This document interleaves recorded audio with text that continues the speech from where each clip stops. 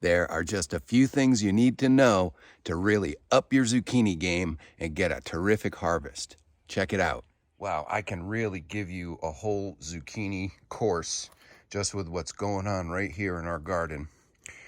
So first of all, I've got to cut away some of the old dead leaves. You want to get rid of those and keep the plant healthy. And so if you're in a more wild garden situation and you just let those go into the ground and compost, well, that's up to you. But especially in pots, you want to keep it tidy. So I'm going to go through and take out all of those leaves. And top tip number one, gives your zucchinis lots of space. Give them a big pot if they're in a container, or if they're in the ground, put 4 feet between them at least, because you can see how they spread out. We're using 20-gallon pots, which is the same that I use for my tomatoes. I like a little bit of a bigger pot because we are in a very hot climate here in Northern California, and the bigger the pot, the more moisture they retain in the afternoon, and the plants also have more space to spread out. So we're using up to 100-gallon pots, which is what I've got up on the top of the hill. And tip number 2 is you need to pollinate your cucumbers. So the females, see if we have any females. Those are males that just look like a flower. A female looks like a little baby cucumber. So there's a female cucumber that's already been pollinated, but still has the flower on it. So I'm not seeing any females. You tend to get the males first, and then you may see a whole bunch of males on your cucumbers too. You may see a lot of males and go, how come I'm not getting any females? And then the females will come in after. So don't worry if you don't have females, although that's one of the signs of heat stress, is the lack of female flowers or females dying off. There's a female that hasn't opened yet.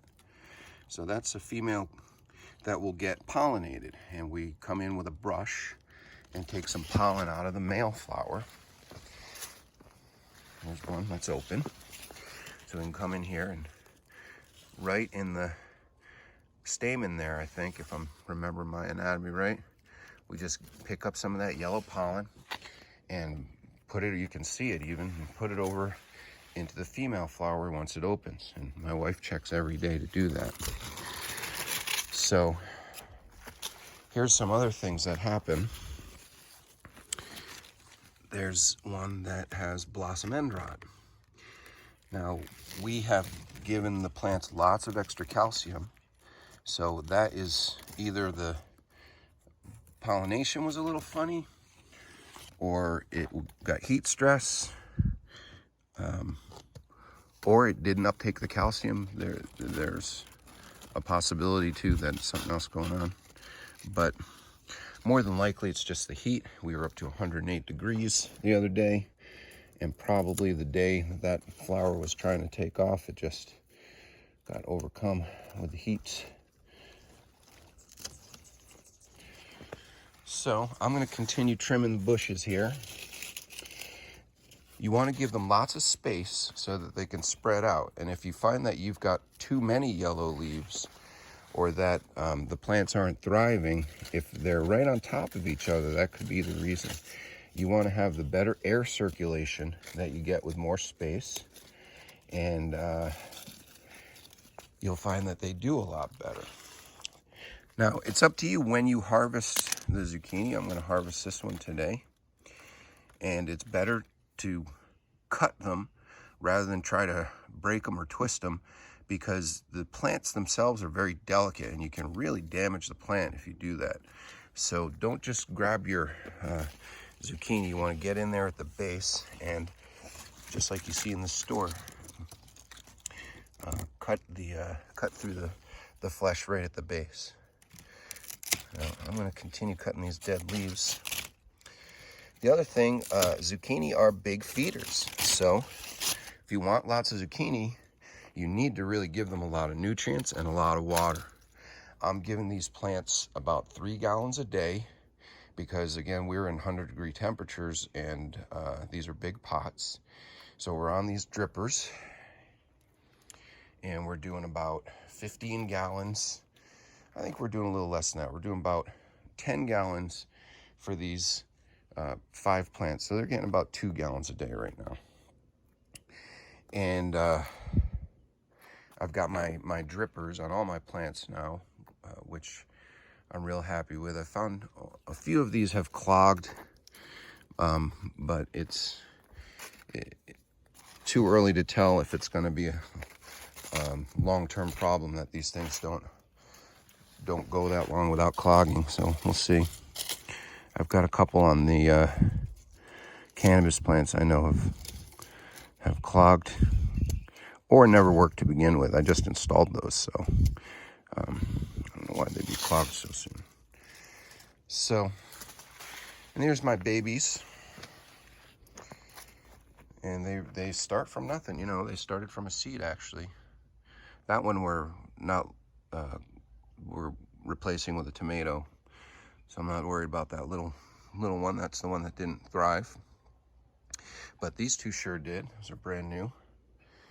And with those two coming in, we should have zucchini going all the way up to November, because when these first 3 tap out, if they do, we may be able to maintain the health of them and keep them going.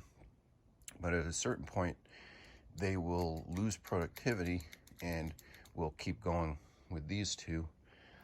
And that's the way you can kind of maximize your crop a little bit. A couple more things. Look at here. We got rodent damage. We do have a drainage right here on the edge of our property, and we do get occasional rats coming up. And we had one nibble a tomato a couple of days ago, and now one's nibbled that. I'll have to check my traps and see if we caught them, because I've got 2 traps out too. So that's something else to look for. Another pest problem to look for are ants in your flowers, or ants crawling up the plant, because they will be farming aphids. And anytime you see ants around your pots and they're going up and down the plant looking busy, it's because they're moving aphids around, and those aphids are killing your plants. So really nice results we're getting, though. They're delicious, nutritious, and even our little girls love them. So real happy with the zucchini. Can't think of anything else. Lots of water, lots of fertilizer, extra calcium, because you could see even with the extra calcium, I've given them CalMag, powdered milk, and a full spectrum nutrient, which already has lots of calcium in it. And we're still getting a few. Now, part of that may be calcium uptake, again, due to the heat. If they're not able to process all that calcium, you'll still see the blossom end rot. And I do have an amendment that that actually is a calcium chelator, so it actually helps the plant to absorb the calcium. So we shouldn't be seeing any of that yet. We still are, and so that's why I say it's the heat. Heat is a little bit too much. They're getting a lot of sun. We have them in the most full exposure part of the yard, and right here next to the tomatoes, they're getting lots and lots of sun, and they just love it. But they do drink up the water, so I'm going to go turn on the irrigation for these next.